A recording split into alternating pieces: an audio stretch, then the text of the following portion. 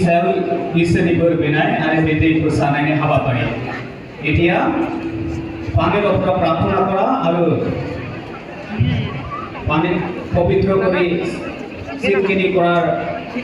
कार्यसूची आरम्भ हब आरो এই कार्यसूची आमार बाप्तिस्मा स्मरण कराय आरो बाप्तिस्मा द्वारा जे आमी पुनर्जीवन लाभ पालो आरो तृप्त ईश्वर प्रति आमार अभिषेक आमी अभिषेक हलो हेतुई बुझाय बे दै सास्रिनाया जोंनि बाप्तिस्माखौ गोसोखांहोयो आरो बाप्तिस्माजों जों जे गोदान जोनोम मोनबाय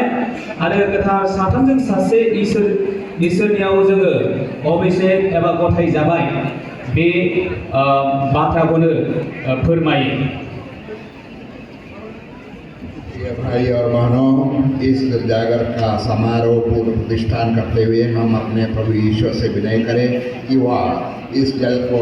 कृपया आशीष दे जो पश्चाताप के चिन्ह स्वरूप और बपतिस्मा की स्मृति में हम पर छिड़का जाएगा और जिससे नई दीवारों और नई वेदी कोई